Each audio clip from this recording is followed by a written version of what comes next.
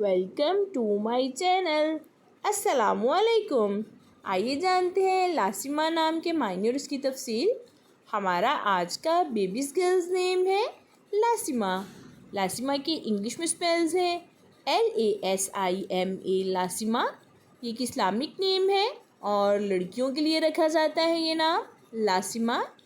इस नेम के मायने हैं चूमने वाली लासिमा। इस नेम की तफसील है लासिमा फ़ातिमा, लासिमा ज़ैनब। इस तरह से हम ये नाम रख सकते हैं। आप भी अपने नाम का मायने जानने के लिए कमेंट्स में अपना नाम लिखें और मायने जानिए। एंड अपने नाम की स्पेशल वीडियो बनवाने के लिए भी आप मेरे कमेंट बॉक्स में अपना नाम कमेंट कर सकते हैं। And please like the video, subscribe my channel. Okay dears, फिर मिलेंगे न्यू नेम न्यू वीडियो के साथ। अल्लाह हाफिज़।